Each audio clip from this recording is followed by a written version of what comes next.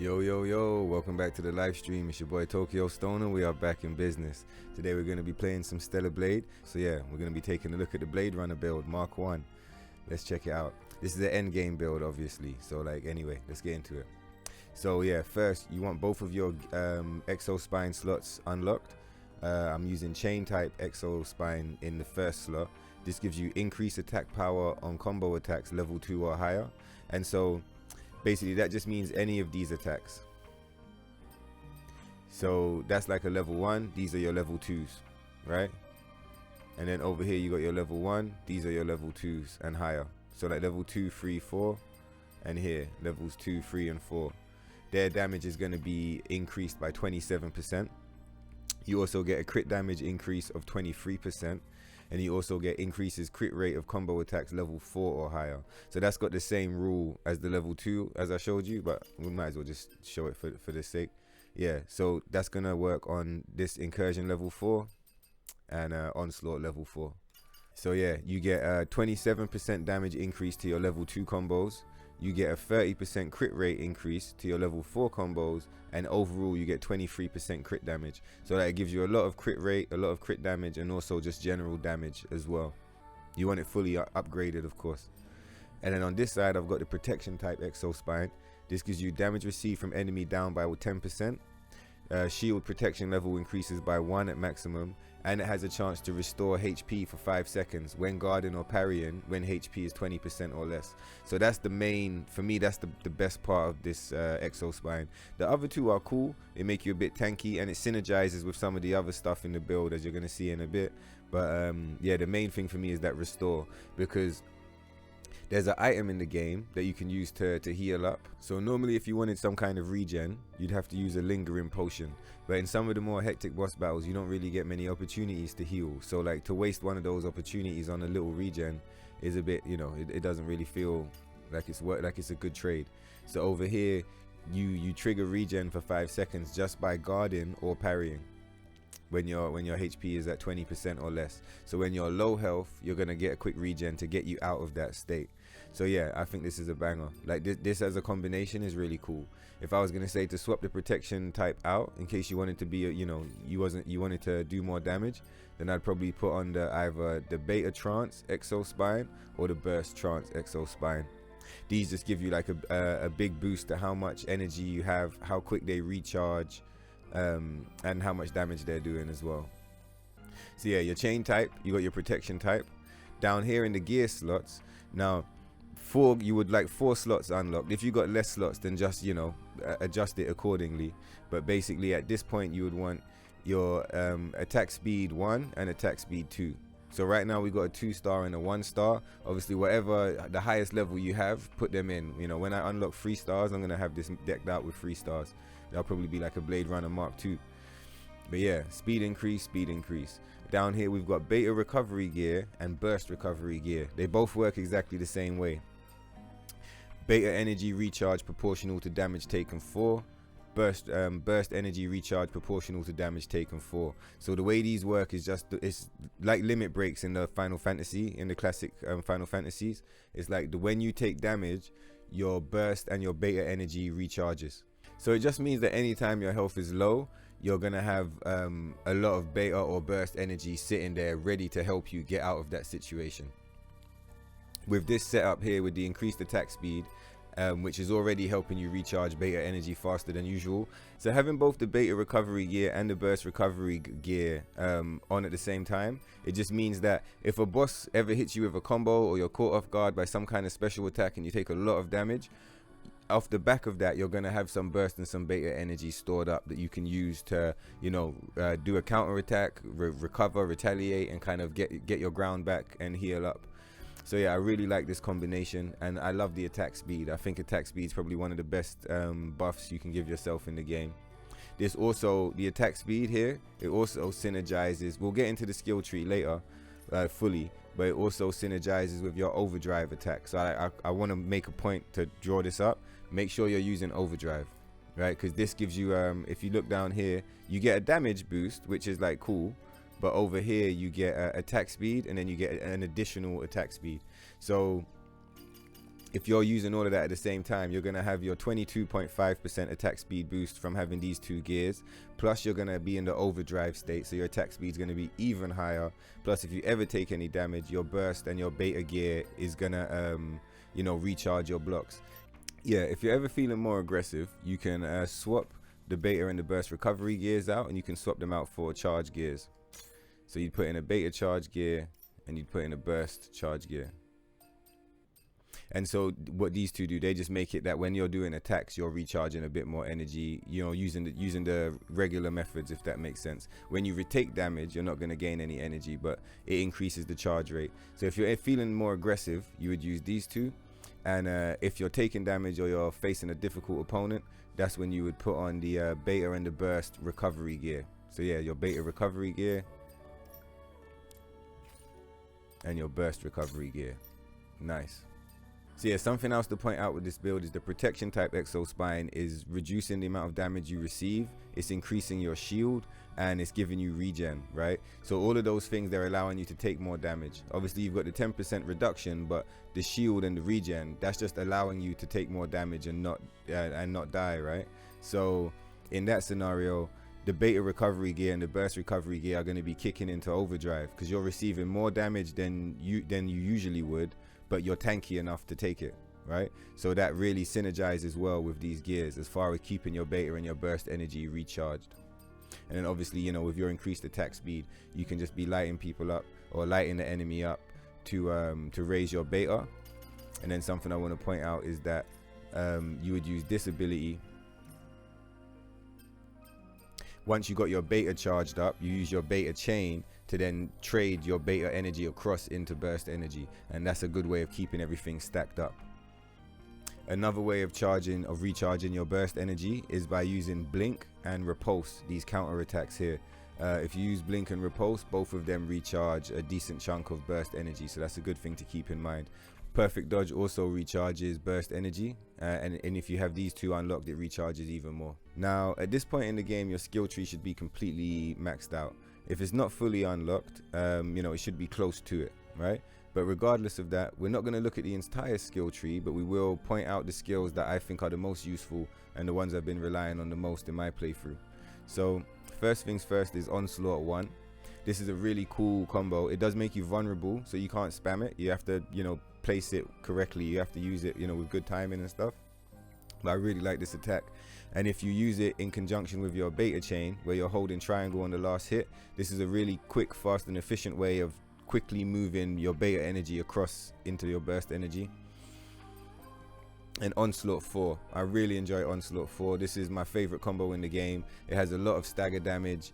It really stuns enemies. It can knock certain enemies and bosses out of their attacks. Certain times when they're in their attack animation, this can sometimes interrupt. And the charged attack at the end is incredibly strong. So yeah, Onslaught 4, Onslaught 1, they're my two favorite combos. The next combo I use is just square 4 or 5 times. I just hit square. You can press square 3 times and press triangle twice at the end for 2 heavier hits. But I quite like just hitting the light combo, the light chain, because the attacks are very quick and it's very easy for you to cancel out of them into parries or dodges, and you know, to change what you'd like to do in accordance with the enemy. So typically I'll be using square, like if there's a lot going on, and when I see openings, I'll be hitting Onslaught 1 and Onslaught 4. Of course, Rush, Lightning Rush and Infinite Rush are a must-have. I mean, without this, it doesn't really matter what build you're making in the game. Without Infinite Rush, your build probably not going to work. So yeah, make sure you've got Rush fully maxed out. I still don't use Rush Chain 2 because it costs burst energy, and I much prefer Rush Chain 1. But there's nothing wrong with Rush Chain 2. So, you know, it's got a stun on it. It's pretty cool.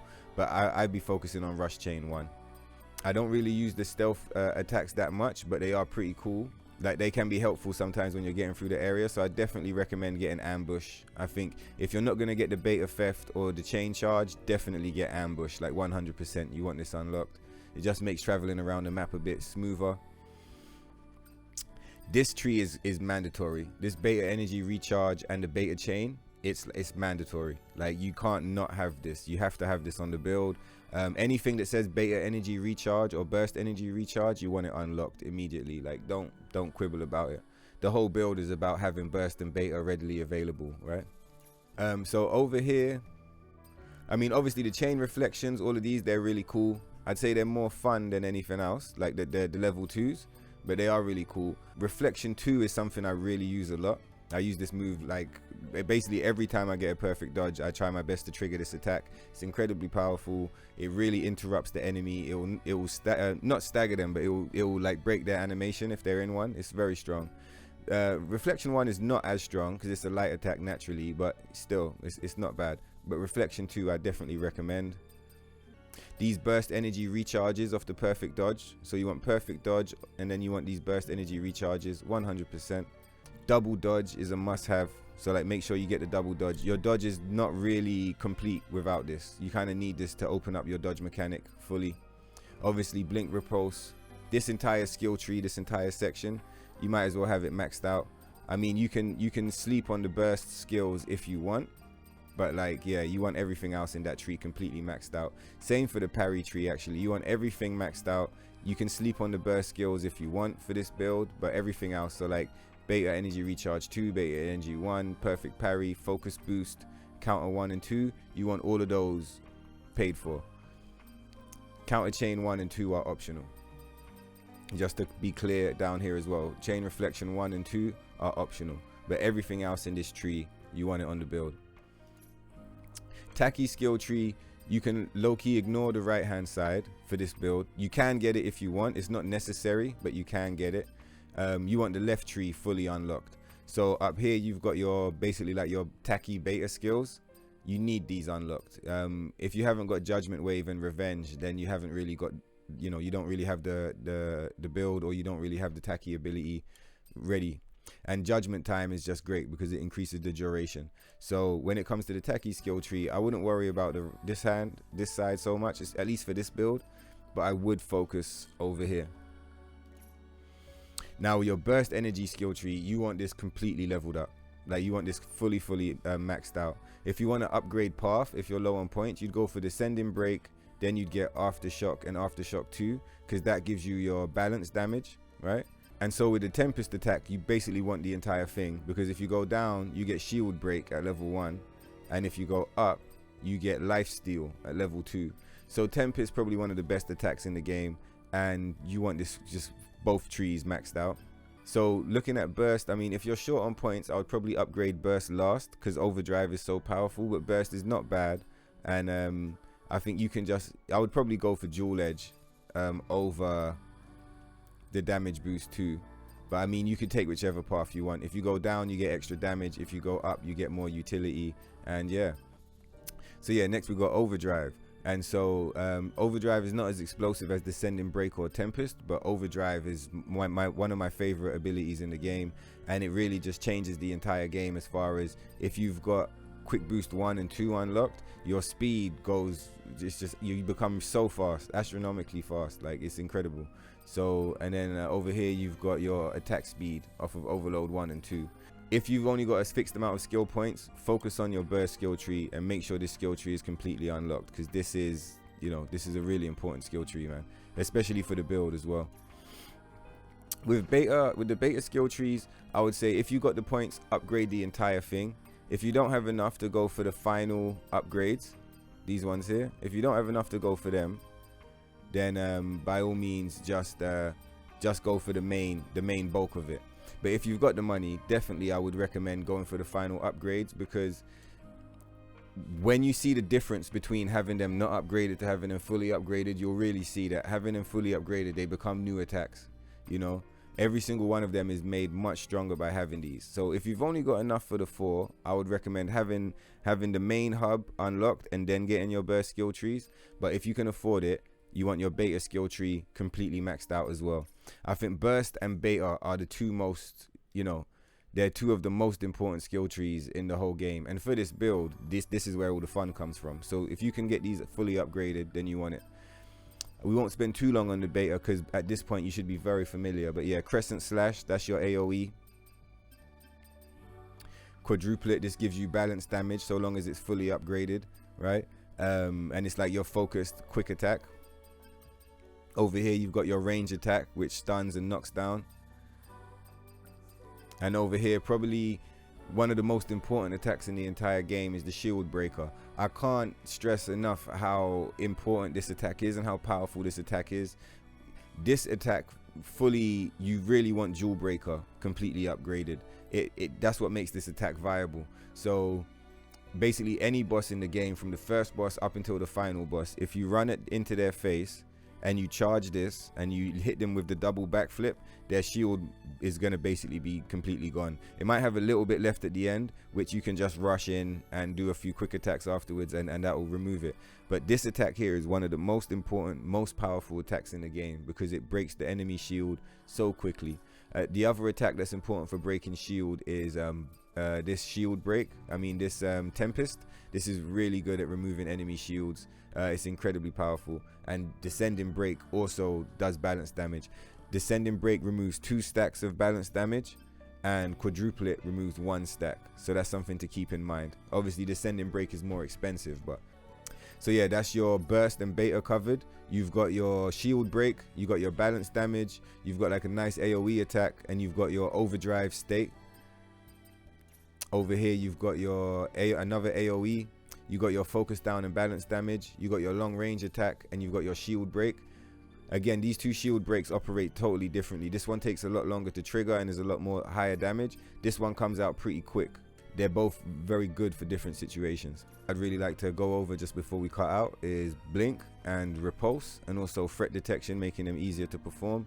I really recommend you get blink and repulse. They recharge your burst energy, and they're some of the better attacks in the game. If you're struggling with your parries, make sure you get focus boost, which makes it easier to do your perfect parries as well. Right, so that does it for the skill tree. Before we end the video, we're going to take a quick look at the ranged attack system. And I was going to show you how I mapped out that skill tree and what I think is best to prioritize.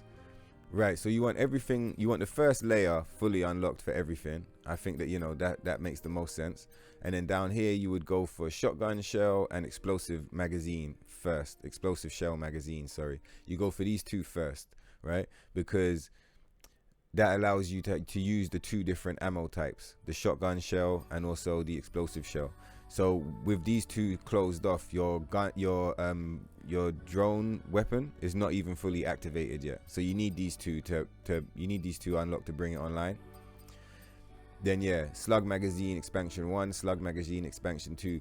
You start off with 30 slugs. This upgrades you to 40. Level 2 gives you 50 slugs. So I think this is probably one of the best upgrades. Do you get what I'm saying? For me, out of all of the ammo types, the slugs, just the straight machine gun bullets, that is, I use those more than any other type. So I definitely would recommend, like, you know, upgrading these. I got the guidance system and the upgraded overcharge just later on. As my points accumulated, I just gradually unlocked them. But the ones that I focused down first were shotgun shell, explosive shell, slug magazine 1, slug magazine 2. The guidance system, when you upgrade it, it just increases the amount of lock-on. Originally, this thing can shoot 3 missiles. At this level, it can shoot 5 missiles. And at max level, it can shoot 8 missiles. And this is just upgrading the power of your laser beam, of your railgun. Alright, so now that we've got all of that out of the way, we're going to quickly go through the ranged attack system. So if you hold L2, you raise the drone. If you hold R2, you'll shoot at a regular rate. But you can also tap R2 to do much more damage. So check this out.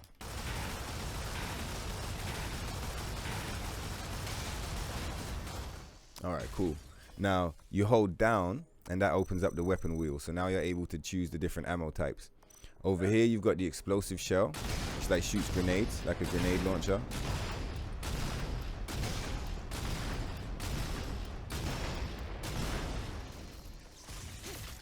If you go over this side, you got the shotgun shell, which works much better up close.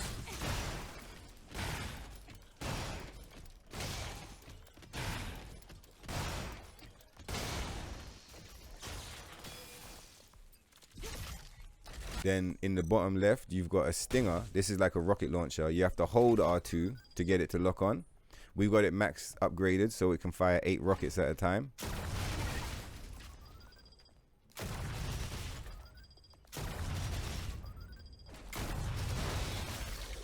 Cool. And last but not least, in fact, this is probably my favorite one, even though it's very difficult to use it in game because it's got a long charge up, is the blaster cell. Now, to use this one, you have to hold R2, similar to the stinger. You get it fully charged up to level 3. Now you can let it go. Now, to get it to charge up 3 times, you have to have it fully upgraded. Otherwise, you only get it to charge up once. But yeah, a fully upgraded blaster cell is one of the coolest attacks in the entire game.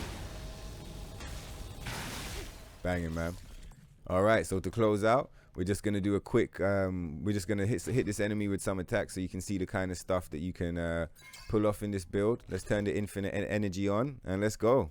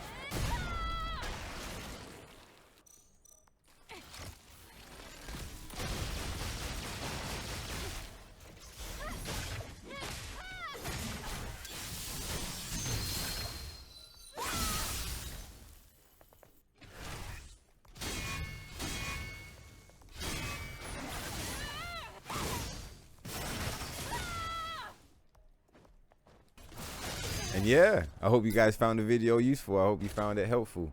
Type and describe, all that good stuff. Links in the description. Take care of yourselves, and I'll catch you lot in the next one. Peace.